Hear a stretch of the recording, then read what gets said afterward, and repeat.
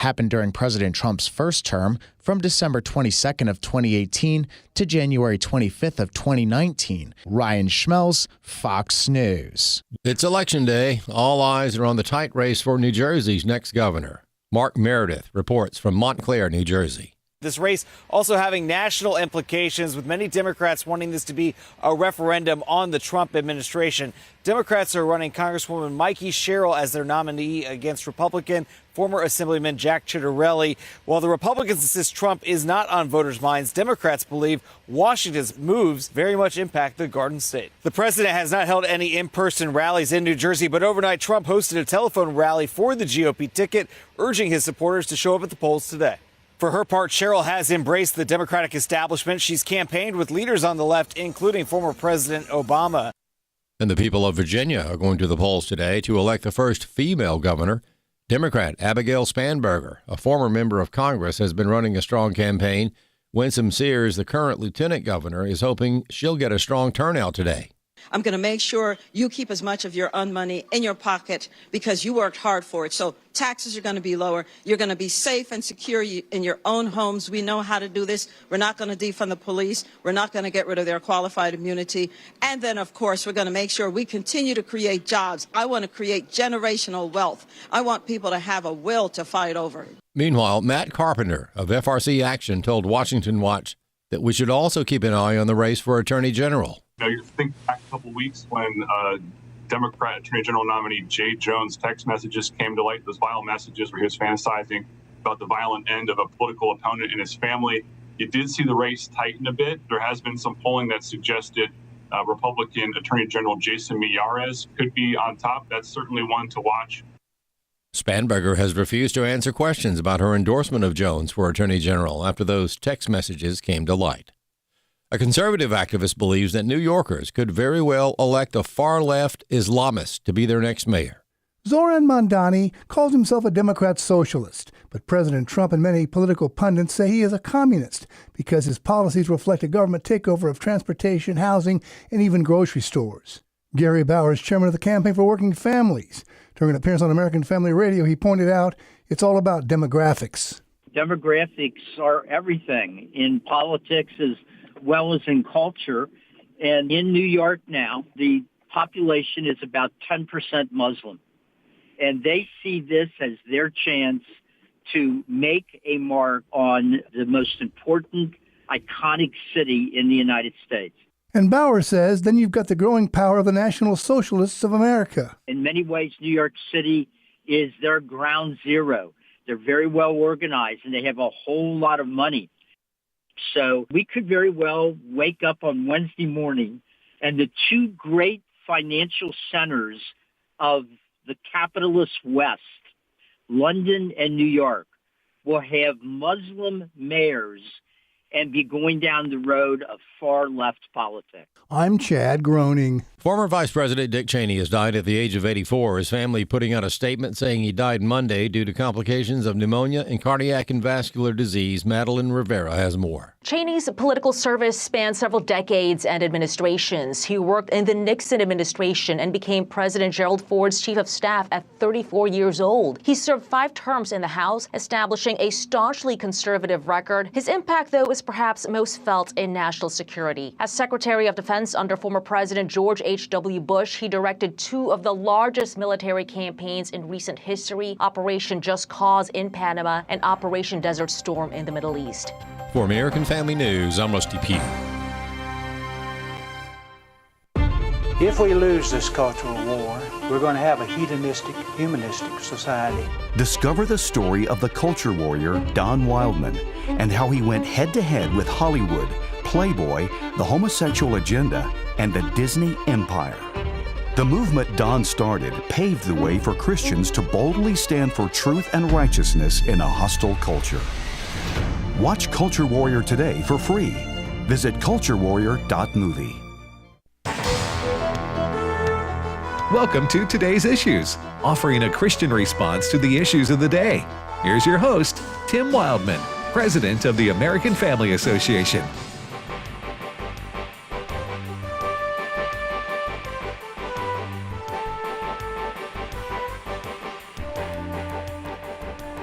Hey, good morning, everybody, and welcome to today's issues here on the American Family Radio Network. Thanks for listening to AFR. It's Tuesday, November the 4th, 2025, and I have three gentlemen in studio with me to discuss the issues of the day. And one of them is Wesley Wildmon. Good morning, Wesley. Good morning. And Fred Jackson. Hi there, Tim. And Chris Woodward. Good morning. Chris, who are we having on at 10:30? At 10:30, we're going to be talking with a friend of AFR, and certainly a name and a voice people will recognize from his show on AFR, that being Todd Nettleton, host of the Voice of the Martyrs radio broadcast that we have on the weekends. And he's going to be talking with us about the situation that our brothers and sisters in Christ in Nigeria are facing. For those not following the news, it's really terrible. It's a terrible time in Nigeria to be a Christian, but these people are boldly proclaiming their faith, and they're dying for it. So we're going to talk to Todd Nettleton of Voice of the Martyrs about the situation in Nigeria. Nigeria, as we mentioned yesterday, is the largest country in Africa. A lot of you listening to me right now maybe know somebody in in Nigeria, or you Christian missionaries in Nigeria.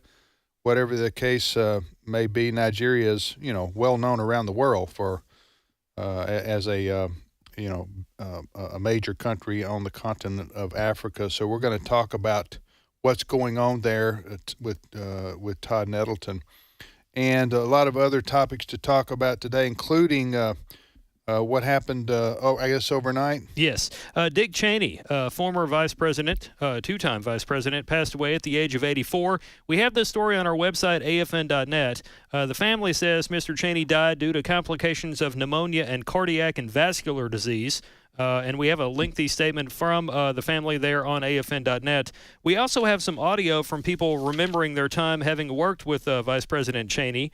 For example, former White House Press Secretary Dana Perino called into Fox and made some comments on the passing of Vice President Cheney. Clip 12. I also loved watching him in meetings. There's this really funny story. If I have a second, I'll tell you. So in the Oval Office, where I sat, I had line of sight with President Bush during these policy time meetings, and that's when the ultimate decisions are being made after staffers have hashed it out. And Dick Cheney was always sitting to the president's right. And the president and I would kind of laugh because sometimes you would think that Dick Cheney was asleep in the meetings and his head was nodding. And President Bush would look and wink at me and do a little tilt of his head. And then inevitably, 2 minutes later, Dick Cheney would ask the most incisive question that was clear that he was listening to everything the entire time. And the other thing I would say is one time when my dad came to the White House, which was a big deal for me, and the president made it a big deal, but because of that Wyoming connection, Dick Cheney really made it special and easy. That is, who was that? Well, former White House Press Secretary Dana Perino. Talking about the Vice President Dick Cheney, who passed away last night at the age of 84.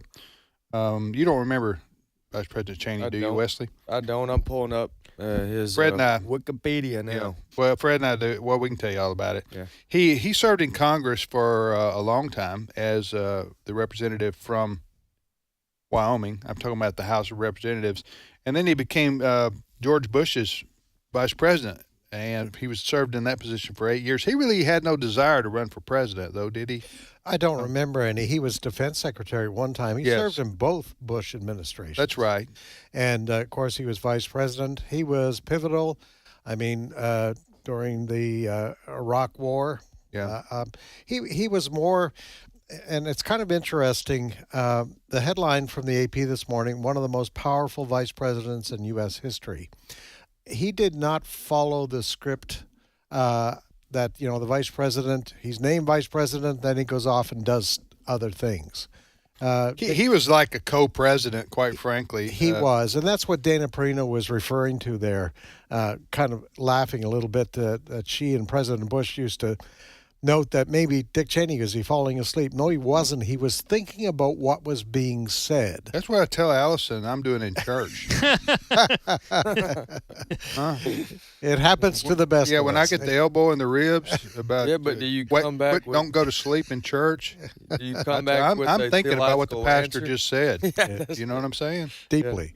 Listen, Dick Cheney was a great American and served our country in many capacities. I said he was patriotic, and I was sad to learn that he had passed away, but he was 84 years old. Yes. And I was not aware of his health problems that go back many, many years with his heart. He had difficulties through the years. You would not know it by the pace he kept while he was vice president.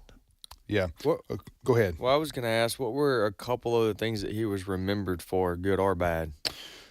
Well, he was he shot somebody one time. He did. Hunting. On a hunting trip. Oh. Yes. Yeah. Yes. You ever done that, Wesley? I've never done that. Okay. It's called gun safety. Well, thankfully nobody It was can seriously happen. hurt. No. It was right. It was they were bird hunting or something. You remember that, Fred? Something like that. And Yes. That's easy. In bird hunting, there's multiple shotguns and multiple people, and that I can see how that could happen and it not be right. Yeah. Right. But on a serious note, he I guess he would best be remembered for the things Fred's mentioned. Secretary of Defense under George Herbert Walker Bush. That's George Bush's daddy. And then when George W. Bush became president, he served as VP for 2 terms. So 8 years in the White House. And he, as we say, he was more like a chief of staff. Yeah. He wasn't a traditional vice president traveling around to funerals and aspirations to be president one day. He was basically, I think he was older. He was about 5 years older than George W. Bush. So he was basically his right-hand man, I guess you could say. Kind of person you would want as your 2IC. Yeah. All right, next story, Chris. Well, it's election day in various parts of the country, and big races that AFN.net is watching involve New York City's mayoral race and the gubernatorial elections in Virginia and New Jersey. Who's running for mayor in New York, Chris? Zohran Mamdani. I'm sorry, Chris. Who did you say? Zohran Mamdani.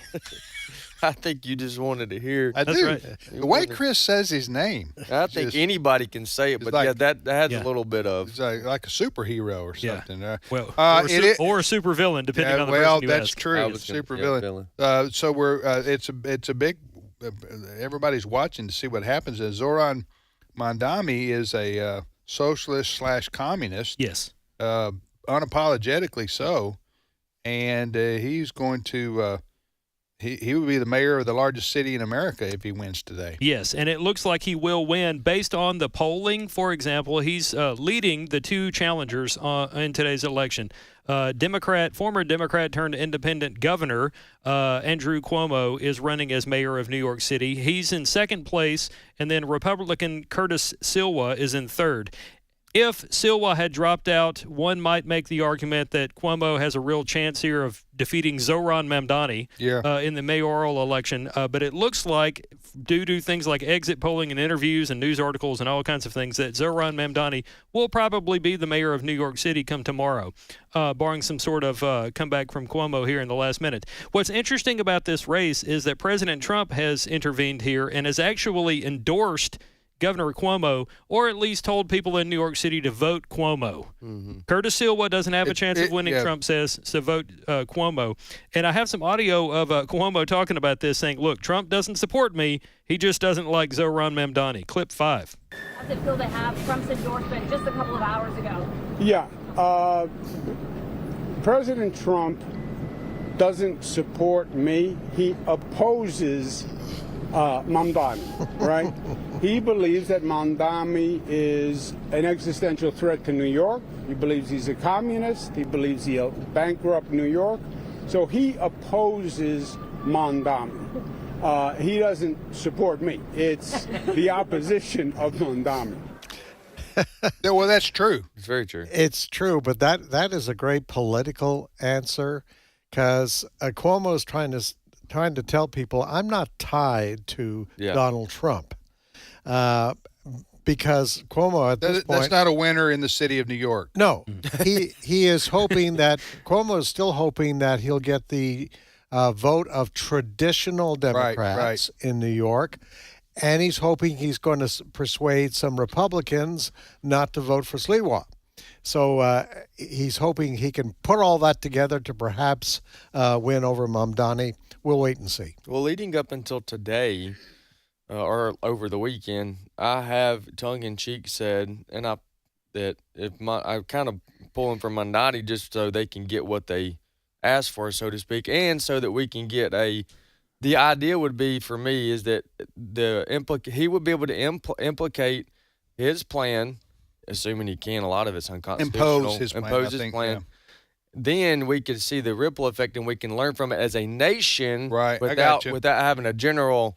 However, over the weekend, I will say though, I was talking to a friend of mine about this issue that we're talking about, and they came back and said, well, that could happen, or it could be like other parts. So was it Michigan where they've hijacked and there's no going back?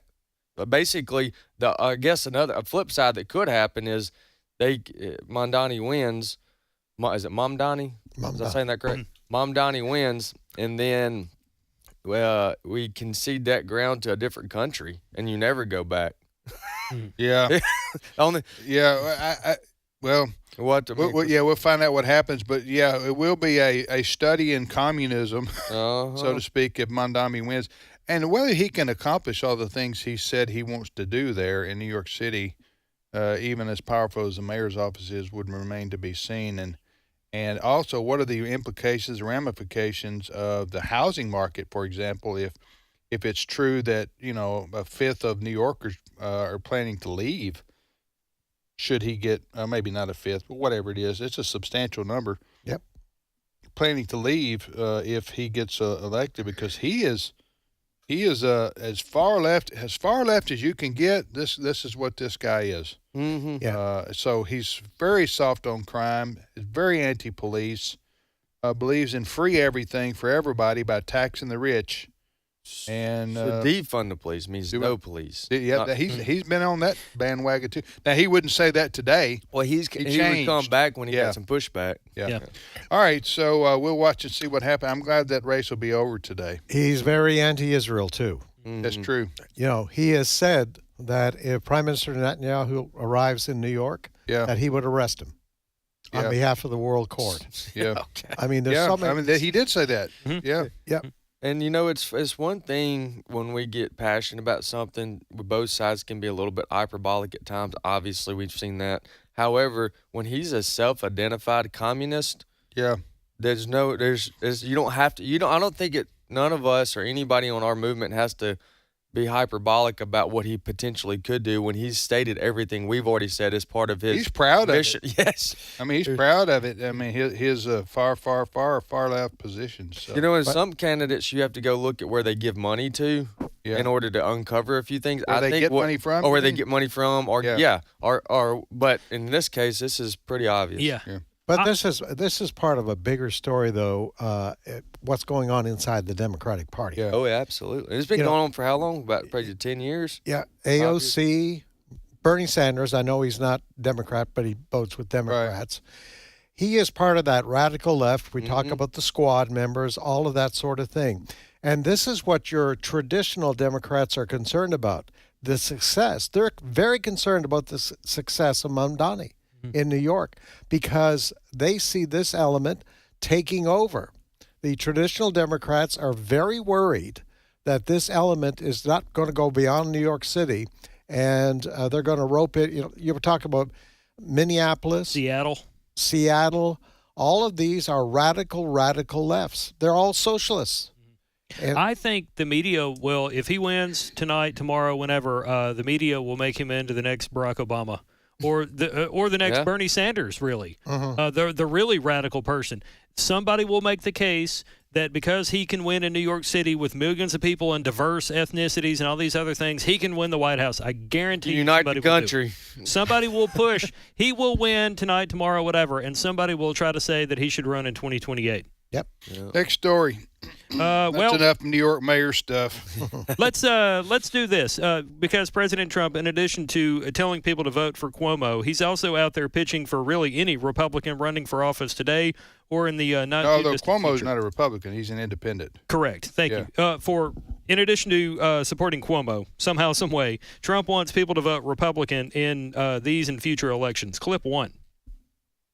Issues are still in play. They're very close, including governor, lieutenant governor, attorney general, and the legislature is all up and vote Republican. And, if I just cover one subject, your energy prices will go way down as opposed to your energy prices going through the roof. But they're going to raise your taxes, and the crime will be rampant. The crime will be totally horrible. They'll be protecting the violent perpetrators. They'll be protecting the violent people that caused the crime.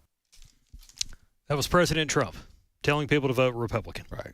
Well, he's a Republican, so no surprise there, right? Yeah, that's true. And really, it's not a lot going on today except for Virginia and New Jersey and New York. Correct. There are some down ballot things in What various are they, Chris? places. Well, I know from Debbie Wuthnow of iVoter Guide, Right. which is now part of the AFA family.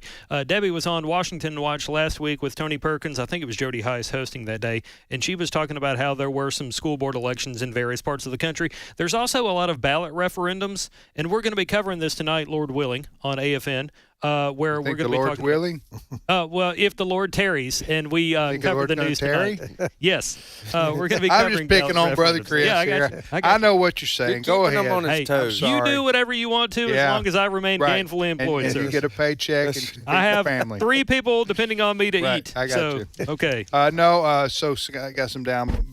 It's election day. Yes. Yeah, I'm anxious to see what happens with the Attorney General post in Virginia. Yeah. This is the Jay Jones running for the Democrats. He is still on the ballot, and he's the guy that talked about putting a bullet in the head of his political enemy back there several months ago. Just terrible things. And Jason Miyares is the current Attorney General, and I'm told the latest polling actually puts it pretty close. Yeah. So I'm very anxious to see that. Miyares is a great guy. Yeah, it's going to be interesting if the Republican continues to hold this office because you may have a situation where you have a Democrat in the governor's mansion wanting to do certain stuff that the Republican Attorney General doesn't want to go to court to defend. Yeah. So we'll be watching that. Okay. All right. Hey, the government's still shut down. Yeah, this is the story I've been waiting to get to right here. That's what I'm here for, I sir. can't get enough of this government shutdown story. Yes. Chris. And as in the case for the last 3 weeks, Democrats and Republicans continue to point the finger at one another for the government shutdown. Who's going to blink? To be honest with you, I think Democrats are going to cave because the scuttlebutt has been for the last few days, really the last week or so, is supposedly Democrats are wanting to get through Election Day today, to get the Mamdani in there, to get Abigail Spanberger, talk about the future, vote for us in the midterms, and then they'll cave on the government shutdown. I could be wrong, wouldn't be the first time. Take us back in memory lane here. The last shutdown that I can remember that I was around for was in 2015 or 16. I can't. I was on my honeymoon. Okay. Yeah. I was on my honeymoon, and we've got. This would upset anybody. That's if a government shutdown happened on your honeymoon. I know St. Lucia on our honeymoon, and I Right. got the message on my phone that the government was shut down. Right. And I just remember how the entire time it was the Republicans' fault. Yeah. They were Well, the Republicans sort of did get blamed for that one, I think, if I remember correctly. But go ahead. And Trump was the last man standing on that Right. government shutdown. He was trying to live on principle. We were Right. behind, but we've got that compared to what we have here now. Trump was in office then too. Yeah, he was. Yeah, go ahead. There's two things here going on here that we the SNAP program. Yes. Well, what is that short for? That acronym? Supplemental Nutrition Assistance Program. Okay, food stamps. Yes. Am I right? Yes. Correct. What we used to call food stamps, which is called SNAP today. Fred, that is set to run out of money. Yeah, Right. as of last Saturday, actually. So what's going on with that? Well, what has happened is last Friday, 2 Barack Obama-appointed federal judges told the Trump administration, you have to come up with the money to make sure that these 40 or 41 million Americans get their EBT cards filled up. So what has happened in the meantime, in the last 48 hours, is that the Trump administration says, we have enough to pay the recipients half of what they normally get. Now, believe it or not, folks, this program, this EBT SNAP program, costs the taxpayers of America $8 billion a month. $8 billion a month. Trump says we've got about $4.5 billion sitting in a particular fund, we can do this. So they're agreeing to do this. Now, it doesn't mean those cards are going to get filled up with that money today. It takes some doing to figure out who gets what. But that is the compromise that's there. The other news that I heard this morning on the shutdown front, and Senator Ted Cruz of Texas was being interviewed. He was asked, are there conversations going on in the background? And he said, yes, there are some conversations going on in the background, cooler heads, that perhaps once we get through the election day today, get the results, that there will be a coming together of some sort, and we'll get the government back up and going. Because things are getting serious. If you're traveling by air right now, it is doubtful either your flight could be delayed or canceled completely. It's because the air traffic controllers are not being paid. Mm-hmm. They had their last paycheck. Neither are the TSA workers. That's right. It's getting really dicey there. How long can you go without a paycheck? And I don't understand. Listen, I don't understand how you can compel somebody to go to work without giving them a paycheck. That sounds fundamentally unfair to me, but that's the situation with the... They're being asked. They can't be forced. Oh, they're being asked. They're being asked, will you please show So we up? get volunteers for TSA agents? I was not this person that was pulled over, but during one of our recent shutdowns, a lot of people joked, well, great, I can do 55 now on the Natchez Trace instead of 50. No, they were still pulling people over voluntarily. Yeah. So what can end the shutdown? Well, somebody will have to cave or a compromise will have to take place. But let's go both sides. What if it was what if Democrats are giving up, so to speak? Well, they would. All right, I'm gonna let Fred tell this because I'll get into a word salad if I start trying. Well, to the Democrats have said that they're not supporting the continuing resolution because they want guarantees that the Joe Biden COVID subsidies for Obamacare will continue. Okay. Which were meant to be temporary. Yes. However, they're not, believe it or not, they're not being completely honest. They want a whole lot more than that. Right. They're talking about the subsidies, and they're talking about SNAP, kids going hungry, etc. They want to restore funding to NPR. Yep. National Public Radio.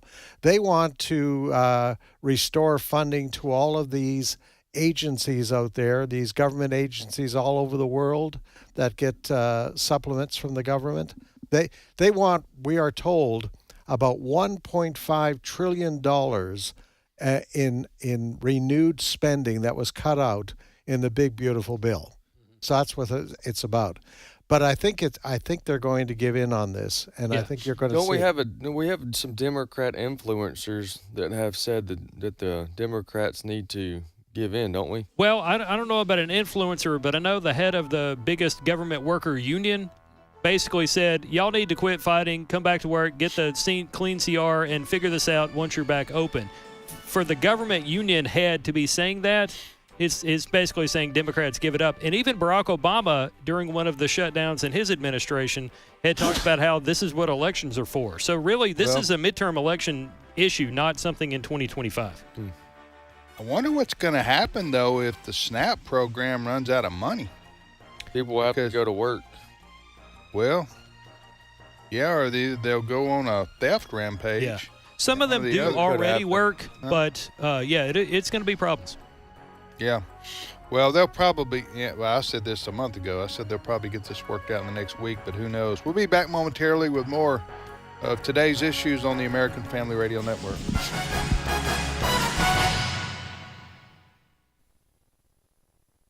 It's my turn. Here is your host for My Turn, Don Wildmon.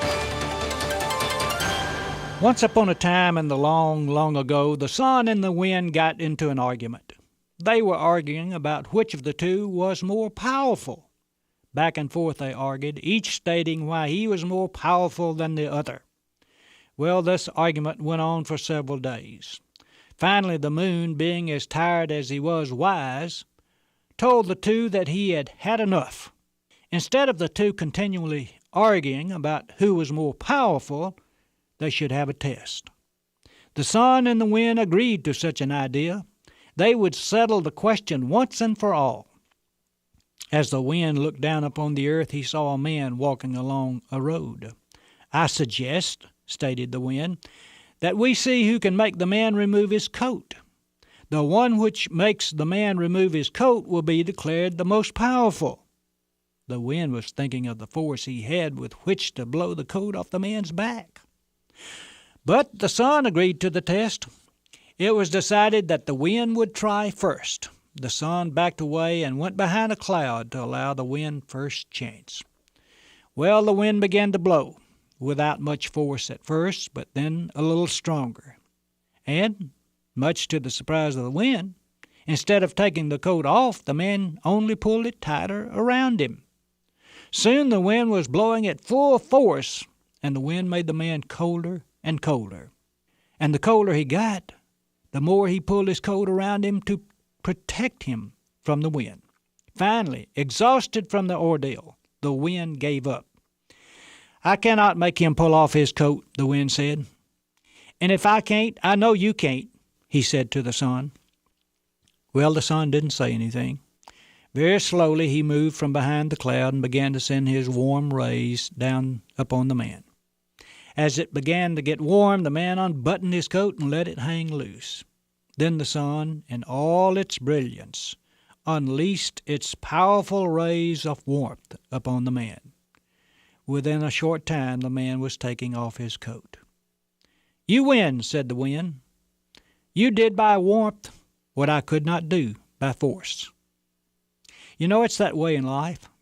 Man can achieve by the warmth of love what he can never achieve by the winds of force. Of all the power in the universe, love is the strongest. Man will gladly die for those he loves and seek ways to destroy those who force. Robert Burton was right when he wrote, "No cord nor cable can so forcibly draw or hold so fast as love can do with a twined thread." You can blow men down a path by force, but in the process they will not stay with you. They will only fight back at you, as the man with the coat did the wind. But if you love them, they will go with you no matter how far nor how hard the way, and they will go voluntarily and gladly. It was not by accident that the Galilean made these two the greatest of all commandments. Love the Lord your God with all your heart, soul, and mind. Love your neighbor as much as you love yourself. Many of us who have followed the example of the wind would do well to follow the example of the sun. This has been My Turn with Don Wildmon, a production of the American Family Association. In Him we were also chosen, having been predestined according to the plan of Him who works out everything in conformity with the purpose of His will. Ephesians 1:11. American Family Radio. This is Today's Issues. Email your comments to comments@afr.net. Past broadcasts of Today's Issues are available for listening and viewing in the archive at afr.net. Now, back to more of Today's Issues.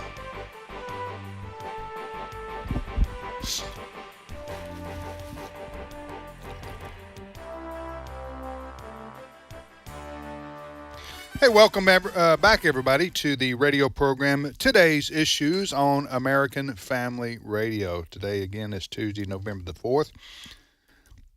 Tim, Wesley, Fred, and Chris, and we're all in studio here, and joining us now is Todd Nettleton. Todd is host of Voice of the Martyrs, heard Sundays at 10 a.m. Central Time right here on American Family Radio, and Todd joins us, I think, from Oklahoma, but I'm not exactly sure. Todd, good morning to you.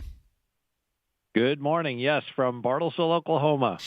Yes, and Voice of the Martyrs said that's been your home base for how many years? I believe we moved here in 1991, so quite a while, since before I started working here. I got you. You're north of Tulsa, right? Isn't that right, or somewhere? Yep, that's correct. Just 45 miles north of Tulsa. Gotcha. Well, Todd, thanks for being on with us. Tell us about the mission. Before we get into the story about Nigeria, I know many people listening to me right now are familiar with your ministry, Voice of the Martyrs, and hear your radio program Sunday mornings at 10 a.m. here on American Family Radio, and also carried in a podcast. But tell our listeners what the overall mission is of Voice of the Martyrs. The ministry of Voice of the Martyrs is a ministry to serve and help persecuted Christians in more than 70 countries around the world where they regularly face persecution for following Jesus Christ. And the other part of our mission is to tell their stories to American Christians so that we know what's going on, so that we can honor the scriptural command that when one part of the body suffers, we're all supposed to feel that pain, and also so that we can be encouraged. As we see the faithfulness and the boldness of brothers and sisters in China and Iran and Nigeria, we can be encouraged and hopefully challenged to be faithful and bold right where we live. All right, tell us about what's happening in Nigeria. Big development about Nigeria over the weekend. On Friday, President Trump posted to social media that he was designating Nigeria as a country of particular concern on the area of religious freedom. And that is something that typically the State Department issues those designations. But in this case, the president did it through social media. What that means is it basically gives the U.S. government a toolbox of things, both carrots and sticks, that they can use to try to nudge a foreign government to provide better protection for religious minorities in their country. And so this kind of opens the door. And then over the weekend, the president posted another post about possibly using U.S. military troops to provide protection for Christians or to go after some of the terrorist groups in Nigeria that are persecuting Christians. There's a lot of talk about that. That certainly got the attention of the Nigerian government. We'll see what that looks like in the months to come. But I think the biggest takeaway is simply that, hey, our brothers and sisters in Nigeria are suffering, and the U.S. government is now paying attention to that. It's more than persecution, folks. This is savagery of what's going on with the Christians in Nigeria. They're being hunted down and butchered, and so who is doing this to the Christians? That's the interesting part of this, because the CPC designation really is about the government of Nigeria. Typically, the persecution that's happening in Nigeria is coming from usually one of three groups. So one is Boko Haram. We have probably heard about them. They, several years ago, pledged allegiance to ISIS. They want a Islamic state in the northern part of Nigeria. They want Sharia law. That's one group. The other is Islamic State West Africa province. They are definitely a part of ISIS. And the other is Islamists from among the Fulani tribe. Now, not all Fulani are Islamists. In fact, there are a number of Fulani Christians now, but there are Islamists from among the Fulani tribe that specifically target Christians. And this is typically in the northern part of Nigeria. That's another part of this story to understand. Nigeria, population-wise, is split fairly evenly between Christians and Muslims, but the north is predominantly Muslim. The south part of the country is predominantly Christian. So in the south, you have mega churches that are operating very similar to how maybe your church operates this Sunday. They're having large gatherings. They're meeting. They're singing hymns. It is safe for them. In the north, you have pastors being targeted and killed. Same country, but very different setting for Christians, depending geographically where you are in the country. Yeah, it seems to me, and I'm not speaking for you, you can speak for yourself on this, Todd. It seems to me this is the same old story. Radical Muslims want to kill Christians to purge the earth of the infidel. Okay? That's a driving force for much of the terrorism around the world, quite frankly. Go ahead. It is definitely there is an aspect of that. As you look at the violence, there is also sometimes ethnic and tribal animosity that plays into it. There is, land. There's conflict sometimes between people who want to farm the land and people who want to graze cattle on the land. But when you see a village that's been attacked and you go, and we've had some of our staff that will go to the village after the attack, and you're like, okay, that house was burned down. it belonged to a Christian. The house right next door is still standing. It belonged to a Muslim. Right. It's like, well, wait a minute. That's not farmers versus herders. That is Christian persecution, because all the Christian houses got burned down and the Muslim houses are still standing. Hey, what are the top 3 countries in the world that Voice of the Martyr? Do you guys rank persecution for Christians in terms of the worst places, or do you do anything like that? Go ahead. We don't do a ranking, right? Because we feel like our mission is to serve persecuted Christians, regardless of where or regardless of how many other Christians in their country have been persecuted. I think when you talk about the toughest places to be a Christian, you have to think about North Korea. You have to think now about Afghanistan with the Taliban back in control there. I think certainly we would think of Iran. There are lots of Christians in Iran, but they are certainly paying a high price for that. Somalia is a very difficult place to be a Christian, Eritrea, but we don't publish a top 50 or bottom 50, depending on how you look at it. Yeah. So you do talk to people on the ground in Nigeria? Absolutely. Yeah. Like weekly, daily? How often do you communicate with them? I don't necessarily communicate with them directly all the time, but we have staff that oversee that part of the world that are in communication every week with our team on the ground there.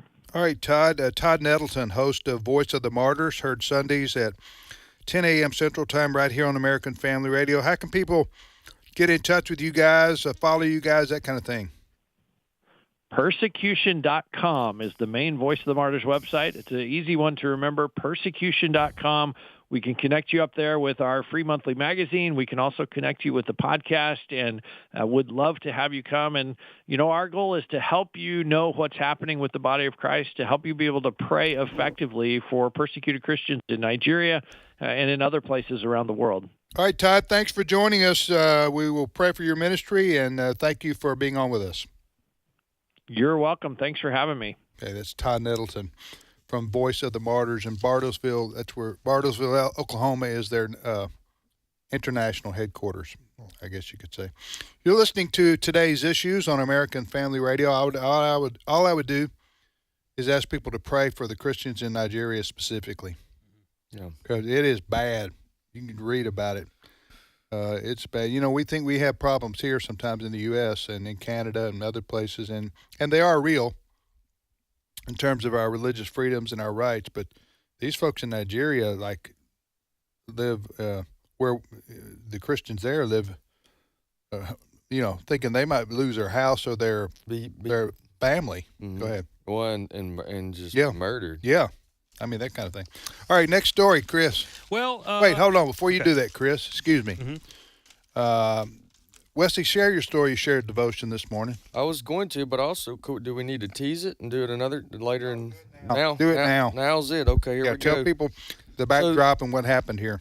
So the reason you didn't hear my voice last week on American Family Radio on Today's Issues is because I was traveling with a work event. We took 200 of our listeners and our supporters to the Ark Encounter and to the Creation Museum, when we spent 2 full days together, early mornings, late nights, and 2 full days. And while I was there, I got to meet several. As I mentioned, I met, out of the 200, I probably shook hands with probably half during that time period. And one of the testimonies that was given to me amongst many testimonies was a testimony from Kate. I won't give her last name or where she's located, because although I'm friends with her now and I know her and her husband Ron, who's a really good friend now, she shared with me while we were there that she had I'm pretty sure I got all these details right, prostate cancer, and she went in and the doctor pancreatic. Sorry, that's male only. Sorry, pancreatic. It was pancreatic. Yeah. Pancreatic cancer. She had pancreatic cancer. And she said, I went to the doctor. They all but said, you're not going to live. It would take a miracle, but we're going to go through with what's the last procedure possible. They went in and they were taking out her intestines, and they saved just the right amount. They were able to save just the right amount that with all of the medication and with time, there would be a small chance that she would live. So basically, they went in with no chance to come out with a small chance. She spends 108 days in the hospital. All the while, the doctor's saying you are a miracle that you've made it this far. 108 days in the hospital, and she has to take a lot of different medications. Well, while she was in the hospital, there were obviously, in her recovery, there were days where she couldn't sleep and she's rolling around, and nights become days and days become nights. And she told me that when she was telling me her this testimony, she said, and you know what got me through? Do you know what got me through? I said, no, ma'am. She said, the AFR, being able to listen to AFR and JJ's radio program in the morning, she said, but even more so at 3 a.m. when I couldn't sleep and I was miserable and rolling around in the bed in the hospital, it was Pastor Joseph Parker's Hour of Intercessors radio program at 3 a.m. in the morning that impacted her and helped her get through that long period in the hospital. And then, of course, she recovers. She spends about 8 or 9 years. The last 8 or 9 years, she didn't travel, didn't go anywhere. She went home. From home to picking up her groceries, very localized, very home-based oriented, because of all the implications of her surgery, and the medication, all that. Then her first trip, she was out of the house and traveling, was at the Ark Encounter with us 9 years after that. So she's a walking miracle, Wow. and because of our listeners, our supporters, funding and helping us do the work we do, we're able to provide a 3 a.m. radio program from our own. That's our own radio. Amen. So, Hour of Intercession with Pastor Joseph Parker airs at 3 a.m. Central Time. That's right. And her name's Kate. Kate. What a story. What a testimony. So she's a walking miracle. She is. And she told us that herself. She said, I'm a walking miracle. And she was just glowing too. By the way, she mentioned, she didn't mention it. I found this story out after talking with her a couple of different times. My point is, I wouldn't have known all of the impact that and there's so many like that testimonies that we just don't know the impact that we're having. Yeah. Well, this is all possible because people listening to us right now who make financial donations to American Family Radio help us broadcast across the country and reach people like Kate. And funny, at the end of one of our conversations, I talked with her and her husband. I talked with them several times. She said, "You know what? This is going so well, I may go to Israel with y'all." There she is. Love to have her. Yeah, that's love the to have picture her. right there. That's Kate. I'm showing the radio. Yeah, right here. what we're talking about is a couple that Wesley met at the Ark Encounter last week. Was it last week? That's right. We were up there Thursday and Friday. That's Ken Ham's Answers in Genesis project. We went to the Creation Museum on Thursday. We went to the Ark Encounter on Friday. During Thursday night, we had Dr. Faulkner come by. He talked about the North Star, Christmas star. And then on Friday, we had Dr. Purdom. She came in and helped us explain why we can trust the Bible as being God's word. I've talked to her a lot. Yep. Yeah, great. By the way, let me plug them. They are Chick-fil-A on steroids as it relates to their customer service and organization. Mm-hmm. I highly encourage you, if you're in the vicinity, to go check out their facilities. And obviously the biblical evidence that they provide is phenomenal. You get a great experience. It's done at top class, and we'll be going. I'm pretty sure we don't have dates yet, but I'm pretty sure we'll be going next year like we did this year. So, when you go, you've been 3 years, 4 years, 3 years in a row. So you open it up to people who want to. Listeners right now. Listeners, yeah. Okay. So you'll announce when that's open? We'll announce because I know you sell out like months in advance. We did, yeah. And so how many do you take? 200 total? Each year we added a bus of 50, but we're capped out at 200. 200 is the most we'll take, and we've filled that up. We took 200, which is 4 buses. That gives Tony Vitagliano, Walker Wildmon, and myself the opportunity to meet everybody. Anything more than that, it becomes... Right. It's not as personable. Pain in the neck. It's not as personable. That's how I say it. I didn't say it. No, that's not true. That is a lot of people, though. Yeah, that's a lot of people. All right, you're listening to Today's Issues. Fred, anything you want to say? I love radio. Yeah. Amen. I love how the Lord is using radio to reach hearts all over the world.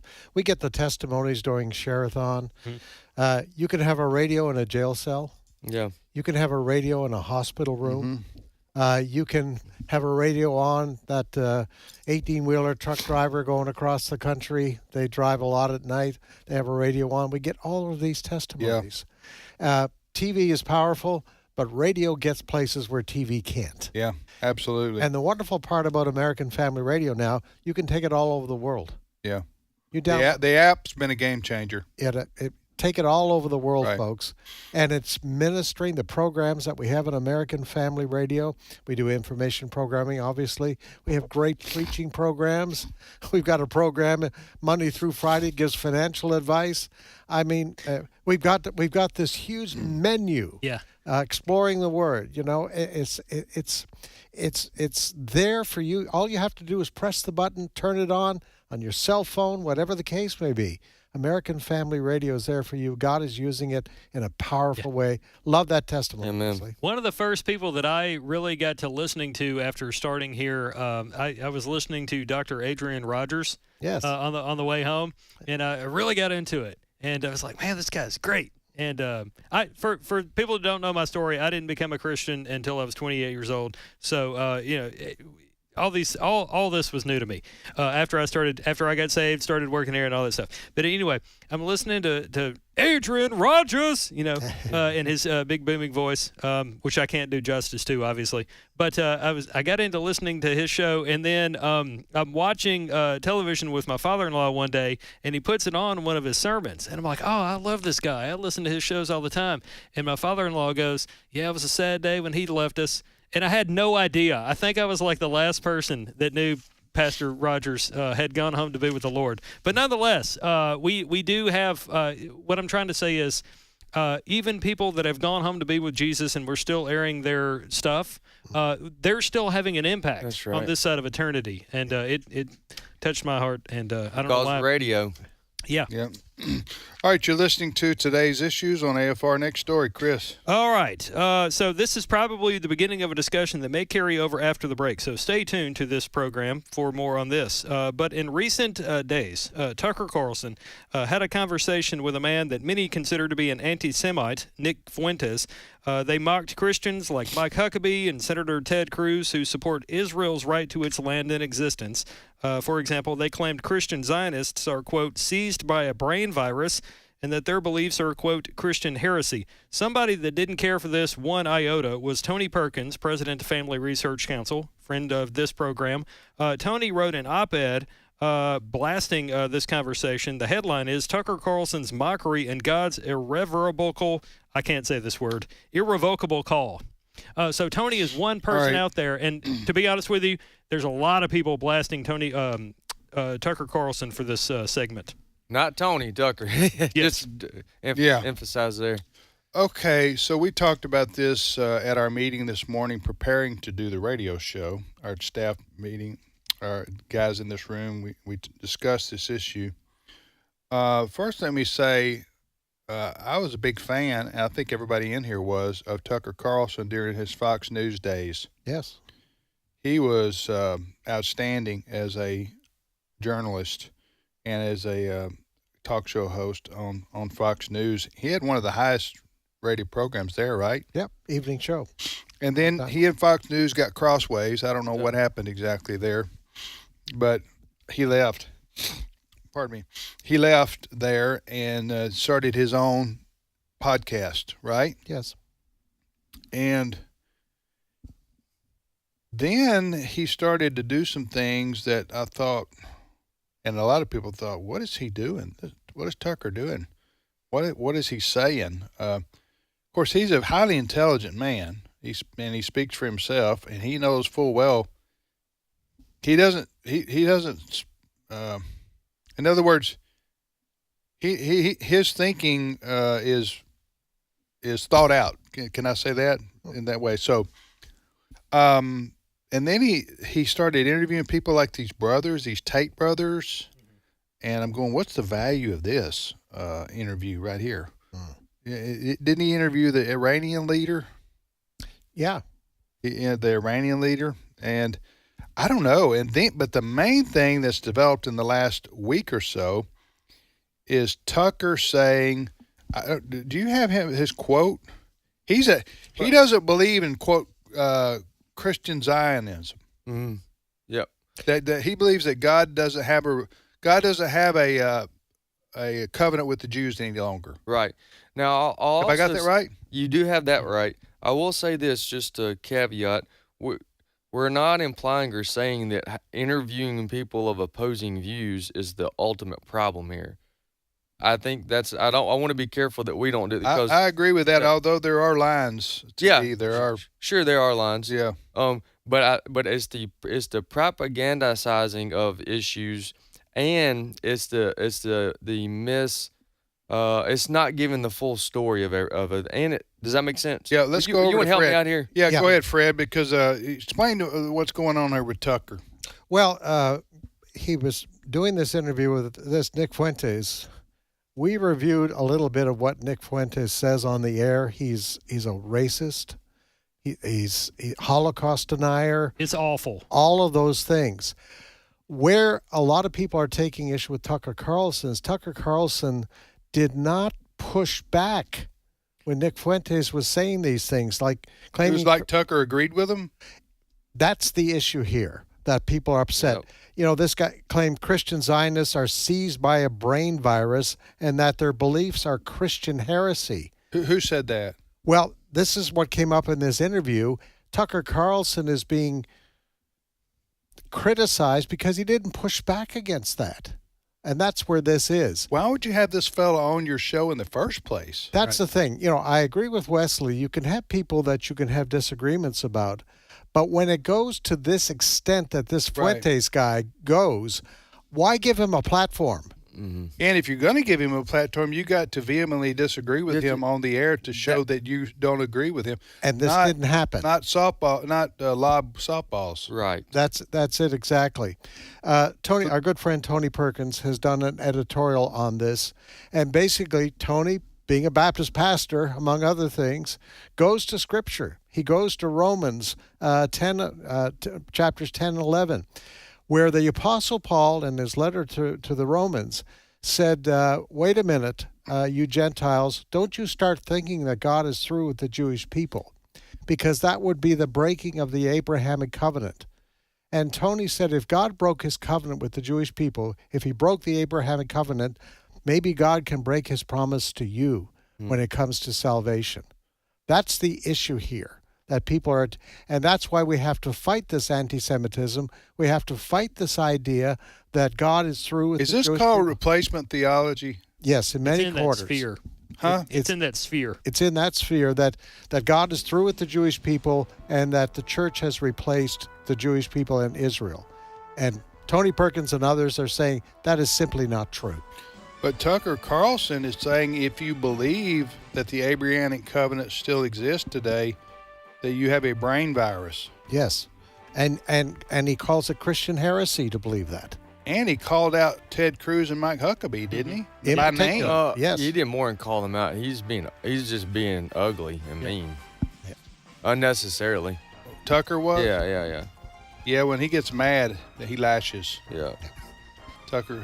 This is interesting because Tucker Carlson has been front and center in the conservative movement for decades. Long time. And he had that show with Carville back in the day. Yeah, now here we are. He's closely aligned with Turning Point USA, too. All right, we'll be back momentarily. Stay with us. The views and opinions expressed in this broadcast may not necessarily reflect those of the American Family Association or American Family Radio. Faith, family, freedom. American Family Radio. They will thrust a cell phone in your face. If you ask a question, they'll surround you with cameras. They'll scream at you. They'll try to get you to commit violence. I believe God is giving us a little bit of a glimpse into what life without Him would be like. A Disciple's View with Todd Herman. Critical information from a faith-enriching perspective. Weekdays at noon Central on AFR. This is American Family Radio, a listener-supported ministry of the American Family Association.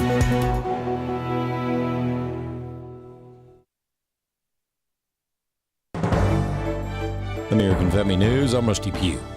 New York City is set to elect a new mayor today. President Trump is making his voice heard on who he wants to see move into Gracie Mansion. Aisha Hosni explains. He has been nonstop on social media, Truth Social, with a flurry of endorsements across the country. He held 2 tele-rallies last night for the gubernatorial candidates, Republican candidates in New Jersey and here in Virginia. And he just endorsed Andrew Cuomo for New York City mayor. He wrote on Truth Social this about Cuomo and why he was going with him. He said, "A vote for Curtis Sliwa is a vote for Mamdani. Whether you personally like Andrew Cuomo or not, you really have no choice. You must vote for him and hope he does a fantastic job. He is capable of it. Mamdani is not." Trump has also warned that he'd give New York City only the bare minimum in federal funding if Mamdani wins. As the government shutdown enters its second month, airport employees continue to work without a paycheck. As major airports across the country face staffing shortages, travelers are feeling the effects. Brooke Taylor reports from Dallas-Fort Worth International Airport. Things are going to get much worse, and we now know from officials that 3.2 million people have been impacted by either delays or cancellations since the start of the shutdown on October 1st. On Monday, delays topped 4,000 by the end of the day, so similar to yesterday, we expect that number of delays to just getting higher as the day progresses. But more than 13,000 air traffic controllers have not been paid for more than 30 days, leading to a surge of call-outs from frustrated workers who have families to feed and bills to pay. On Friday, the FAA said nearly half of the 30 busiest U.S. airports face shortages of air traffic controllers. Alabama Senator Katie Britt says what Chuck Schumer and the Democrats are doing is despicable. It's absolutely ridiculous that we're in this position. I mean, you just heard Chuck Schumer talk about all of the damage that's being done across America because he is demanding a ransom payment to give these people an opportunity. That is absolutely despicable. If you take his words and what he is saying is happening to America, he and the Democrats could have made sure that none of this happened long ago. The State Department on Monday officially updated its designation for Nigeria as a country of particular concern for its severe violations of religious freedom and persecution of Christians. Michael Waltz is the U.S. ambassador to the UN. What you have is a terrorist organization, particularly in the north in Nigeria, Boko Haram, that is literally burning churches, massacring people, torturing people, running them out of their homes to the tunes of tens, if not hundreds of thousands. A parental activist organization says you need to watch out for GSA groups at your children's schools. More from Bronson Woodruff.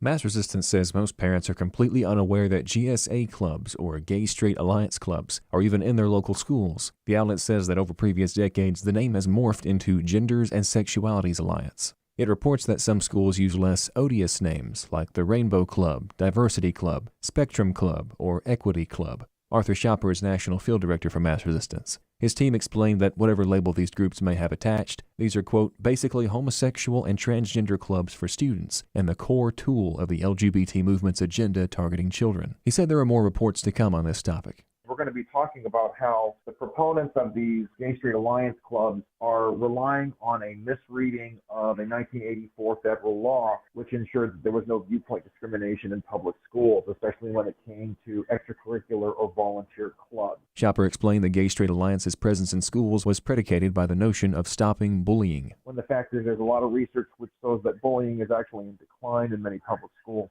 They begin by promoting themselves as a club where kids who don't seem to fit in or who have issues relating with their peers can find a place to belong. The real problem, of course, is that these clubs are pushing all kinds of sexual degeneracy, harm, perversion. Schopper added that a lot of the pro-family movement is not taking these problems, quote, very seriously. But they need to be aggressively removed, and there's a way to do that with a proper reading of notable and essential federal law. I'm Bronson Woodruff.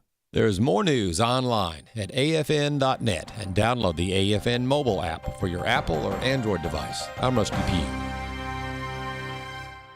At Wesley Biblical Seminary, we believe God is raising up a movement across our nation and around the world who hold fast to the inerrancy of Scripture and the hope of holiness.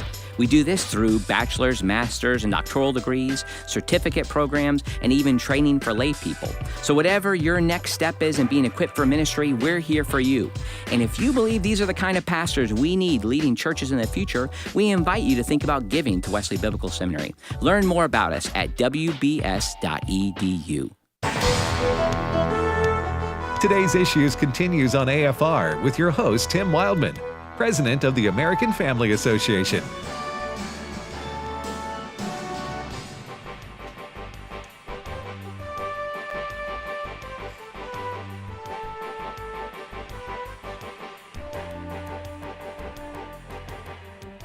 Hey, welcome back, everybody, to Today's Issues. That's the name of the show on the American Family Radio Network. Thanks for joining us, and a special hello to our new listeners in Des Moines, Iowa. Mm-hmm. We're on the air now in Des Moines. I don't have we can find out where we are on the dial so people who know people who live in Des Moines can check us out there. We just turned a new radio station on there about a week ago. Tim, Wesley, Fred, and now Steve Paisley Jordahl joins us in studio. Good morning, Steve. Hey, everybody, especially in Des Moines. How y'all doing today? Yeah. Okay, so if you have somebody who lives in Des Moines, the greater Des Moines area, we probably go out about 25 miles from Des Moines with our radio station. 89.3 is on the FM dial, 89.3. Des Moines. FM dial. Des Moines. That's when they know you're not from there. Right. You heard us talking about Tucker Carlson, right? Yeah, I did. Well, what do you think about all this? I think it's a shame. I'm with y'all that I was a great, huge fan of Tucker Carlson when he was at Fox, and he and a couple other people in the conservative movement have just gone off the deep end. And so when he's talking, the one thing I think I'd like to help continue the discussion on is this Christian Zionism thing that Tucker seems to have a problem with. Gary Bauer, we're running a story on this with Gary, and Gary had a good description of Christian Zionism and maybe why it's not what it seems to be. Let's just listen to cut 14. I'm glad that there's been such a backlash to Tucker Carlson interviewing this guy Fuentes. I don't know what in the world Tucker Carlson was thinking. I think he made a mistake bringing that guy, that loser, on his show, and I wish Tucker would own up to that. He's verbally attacked Christian Zionists. Well, Christian Zionists are Christians that believe the Bible. God made a covenant with the Jews and gave them a homeland in Judea and Samaria. I want to make it very clear, you cannot be a Christian and hate Jews. Yes. Jesus was a Jew. Okay, so, all right.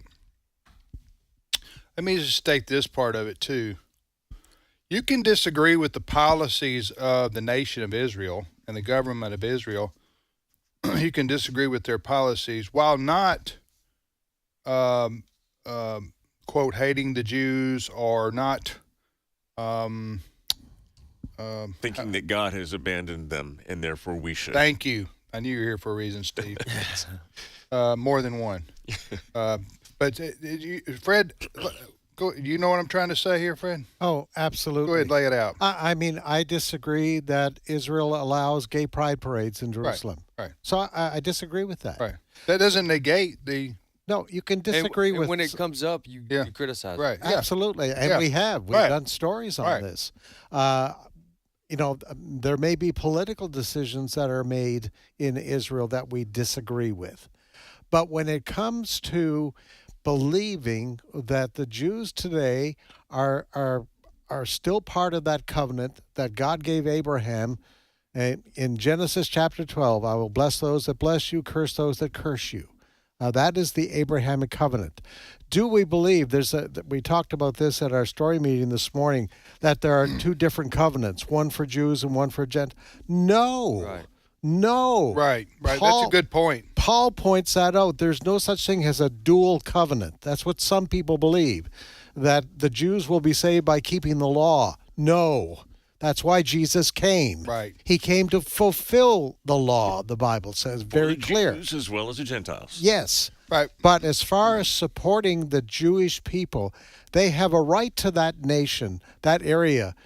Now they're squeezed into a postage stamp. Right. We've talked about before, when God gave the deed to the Jewish people, it's all the way from the Nile to the Euphrates. So Israel is now existing on a small little piece of land. And that's why we get upset when news media and some people even in the Christian community start talking about, well, how about that two-state solution? Let's go ahead and have a two-state solution. Well, listen, it's been tried, folks. It's been tried, and it doesn't work because the other side does not want a two-state solution. Just for a minute, with God's relationship with mankind prior to Jesus Christ coming to earth was with the Jews, right? Yeah. The Hebrews, the children of Israel, the Israelites, right? Okay. When Jesus Christ came on the scene and he opened up God's relationship with everybody, with the Gentiles. Correct me if I'm wrong on my theology here. That's right. Okay, so the Gentiles being not anybody non-Jew.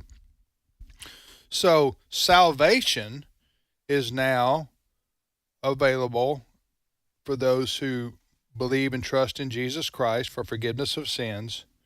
Is available for the Jew and the Gentile. Yes. But both must trust in Christ, as you say. Yes. There's no free pass because you're you're a Jew. The lineage of Abraham. That's right. So let me just say this too. They're beyond Christian Zionism, which you described, which is, I guess, Tucker Carlson thinks that's a brain virus. He called out Ted Cruz and Mike Huckabee. He owes them an apology. I don't think that'll be forthcoming, but that was just awful what he said about those two guys. Those are Christian patriots who've had a lifelong service in defending faith, family, and freedom. And anyway, even if they disagreed on it, the way that he treated friendly fire was wrong. Yeah, you don't talk about Mike Huckabee and Ted Cruz like that. But anyway, what I wanted to say is put the theology aside for just a moment. Okay, Israel is our number one ally in the world, probably, and certainly in the Middle East, where there is a lot of people who hate America. Israel doesn't. Israel loves America. Mm-hmm. So Israel also protects the Christian. What would you call the Christian historical places? Yes, that are so critical that are so beloved by millions of Christians around the world, and we visit there once a year, every year, and Israel protects those sites. If you had a Muslim country, they would not protect those sites. Mm-hmm. They would not. So the Jewish people, the Jewish state of Israel protects those sites. There's just multiple reasons. They also, by and large, have Western values there. Now, they are mostly secular Jews there. That is true. But there are a lot of Orthodox and religious Jews, and there are some, a vast minority, there are some what we call Messianic Jews. Messianic Jews yes. there. But look at the history of Israel and the Jewish people in that part of the world. You're going back thousands and thousands of years. So I just don't get what Tucker Carlson seems to be doing is going over. Even if you disagree, he's just being mean-spirited about the whole thing. Seems to me. I agree with you on that, and I don't know Candace Owens too. Candace Owens even further, but I don't know Nick Fuentes. I've never followed him. I've seen the one time I saw him was at the Mar-a-Lago interview. He went down there with Kanye West. Yes, I remember. I was with him. Yes, sure you were. Yeah. Wait a minute. No, I wasn't. No, you were not on that. No, I was not with him. No, you were not. So I don't know anything about not following him like I do others. But leading up to this show prep, I did listen to a good portion of his interview with Tucker Carlson. Okay. And Tucker Carlson has also said what I'm about to say about Nick Fuentes. Now remember, this is a long 2-hour interview, and I listened to about 25 minutes of it. Okay. But he would say, and Tucker would say, that they were radicalized, and they would Nick used that word. You know him personally? You keep calling him Nick. What do you want me to call him, Fuentes? No, that's okay. Yeah, Nick Fuentes. If I say his whole name... I want people to know you don't. No, I don't know Nick, but if I say Fuentes one more time, I'm going to mispronounce I understand. it. Fuentes is not easily... Okay, no. Go ahead. All right, so Nick Fuentes, when listening to him on Tucker Carlson, he would say that his radicalization would be because he would ask other Jews early on when he didn't know any better, questions about why they didn't criticize anything Jew Israel related or Benjamin Netanyahu or whatever. They wouldn't criticize, and he would say, "Why not?" And then they would call him an anti-Semite because he would ask that question and they would respond that way. And then he would say, because of that, because no one would give me a good answer, then I dug further and I become further and further more radicalized in his position and how he came today. And Tucker would agree with that. That's what they would say. It's hard to believe. Now, obviously, I would guess there's some people out there that if you say anything critical of the nation of Israel, they would have a problem. But I would think that the majority or most people that support Israel would not have a problem having a discussion with anything that we see about Israel that we may disagree with. Am I? No, I agree with you. But I think the other reason Christians support Israel is that the story isn't finished yet. Yeah. When Jesus returns, he's not coming back and not going to Wall Street. He's not going to London. He's coming back. His feet will touch on the Mount of Olives. That's what he said. And he will set up his kingdom, and Jerusalem will be the capital. Yeah.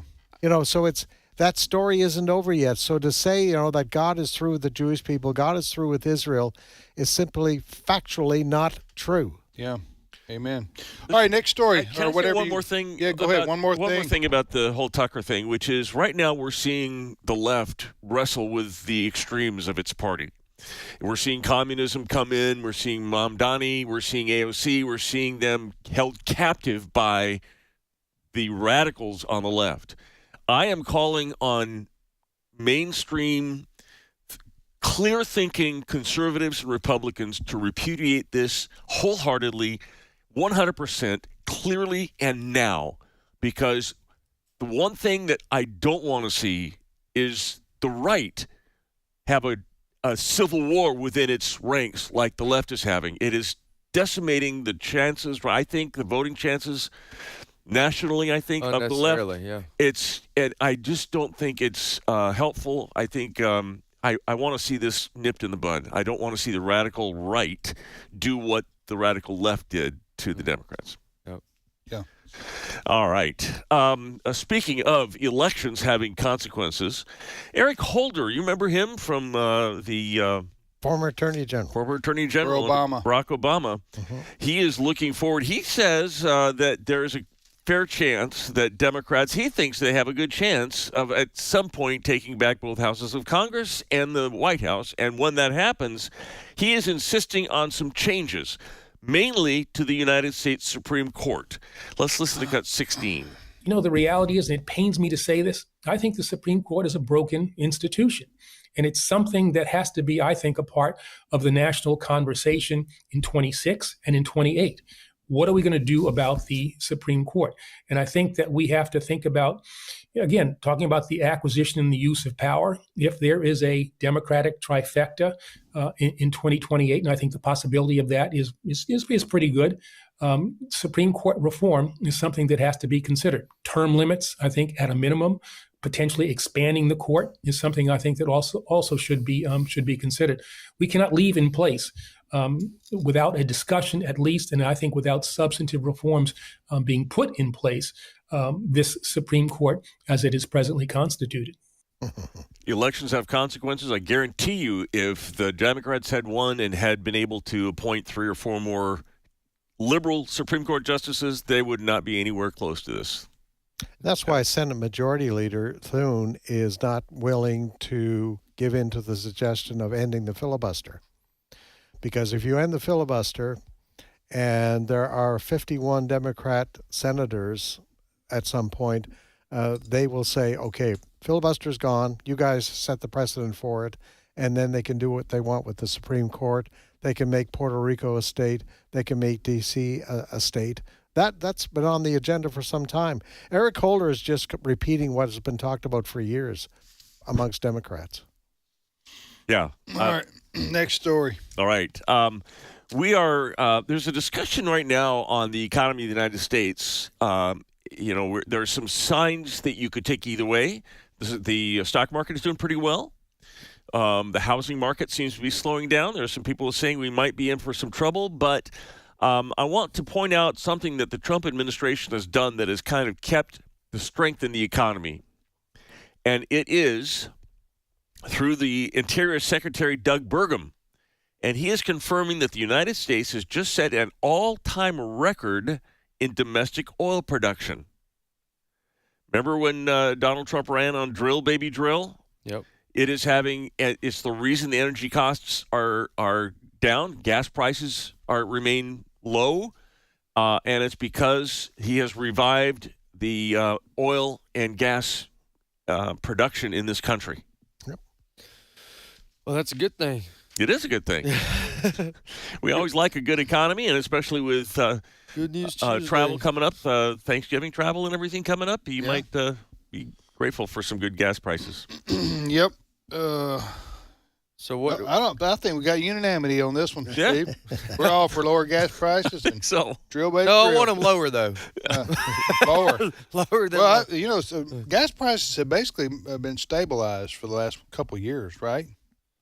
Yeah. Remember, Joe Biden took a whole bunch of oil from the reserves so that he could artificially keep the prices low. I also think the green movement, which had some momentum back during Biden, and even before that, they've kind of petered out, as they say. I don't know when. So people are coming to the realization, even Bill Gates, remember? Yeah. That fossil fuels are here to stay. Mm-hmm. Bill Gates and they're not nearly as dangerous to the planet as we've been led to believe by these far left, what Rush Limbaugh would call environmental wackos.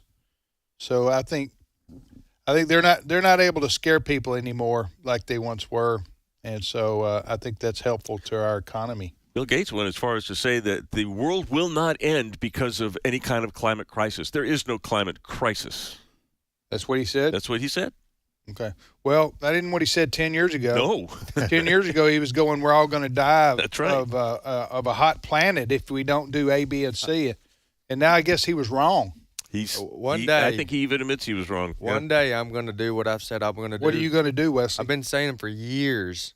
I'm going to have a segment called Common Ground with the Liberals, where we cover stories like this where it's tongue in cheek. It's really them agreeing with us. Oh, okay. Common ground with the liberals. You had me worried there for a minute. Yeah.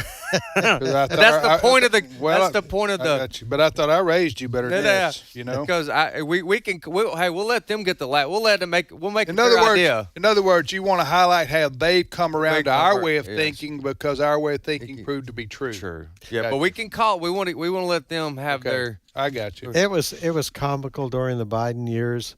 Remember, they were trying to sell electric cars to everybody. Yeah. Remember the energy secretary, I think it was, wanted to take a trip from New York or Washington West, but their electric car broke down. Yeah. Because they couldn't find charging places stations to recharge their cars. It was a total disaster. Yeah. Total disaster. Listen, if you want to have an electric car, knock yourself out. Yeah. I may have one day. I don't know. People need that. That's all kind of. If you want to tootle around town, go ahead. Yeah, go. Tesla is a. I've been in a Tesla. It's they drive fun car. I don't have one, but they drive really nice. Yeah. And so I can see why people would buy them, and some people buy them because they want to save money on gasoline. But trying to force feed electric cars on everybody and all these other warnings that we keep getting about the end of the world if we keep using fossil fuels is just not true. And, I was listening. Elon Musk was on with Joe Rogan this last week. Okay. And he is teasing a new product, a new car, new Tesla reveal. And he says it might be the most spectacular reveal in the history of the world. He is hinting at a flying car. Uh-huh. Now there are going to have to be some regulations. Well, I'm sure there will be, but because that would be like, what's the difference between that? George Jetson. Exactly. But that's what he's almost said as much as that there's going to be a way to have a flying car in his next, and he wants to do this reveal, he says, by the end of this year.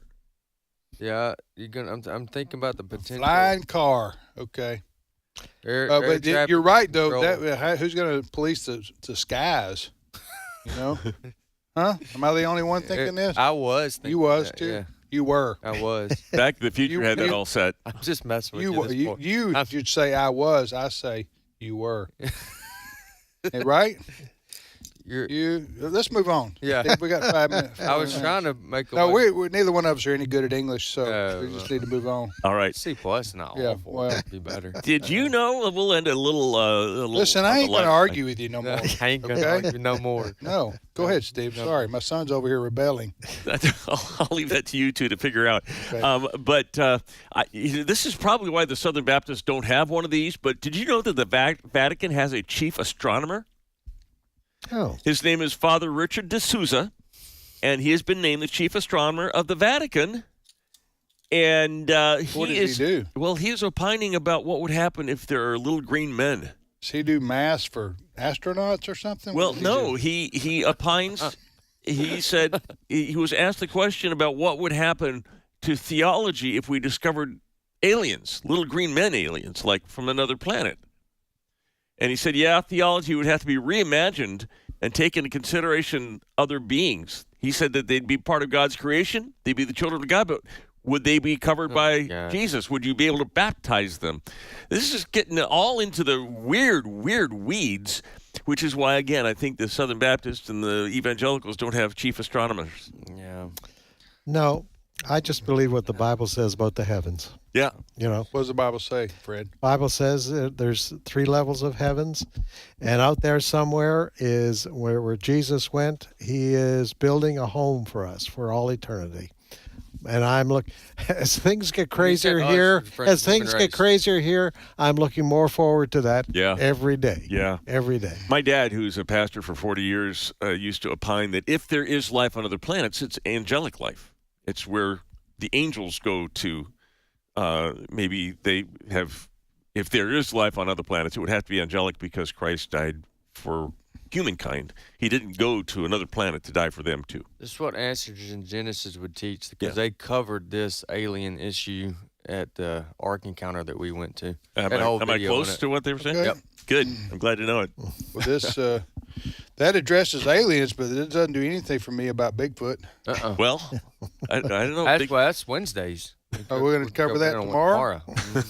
So stick around. We want to tease folks. Bigfoot's real, huh? All right. So we're out of time. We thank you for yours. I think it is. This is one of the first radio programs I've been a part of where I said this is a really good thing. It's time to close it down. We say that anyway sometimes, but it really is time. Because we're getting borderline. Saying something we probably would regret if we hadn't already. Yes. All right. Thank you, Steve. My pleasure. Steve Paisley Jordahl joining us there. Fred Jackson, Wesley Wildmon. I'm Tim Wildmon, and we want to thank Brent Creeley, our producer. And let's see, Chris Woodward was on with us, and Todd Nettleton, a voice of the martyrs. And we thank you for listening to AFR. We hope you will continue throughout the day, and we'll see you back here 22 and a half hours from now.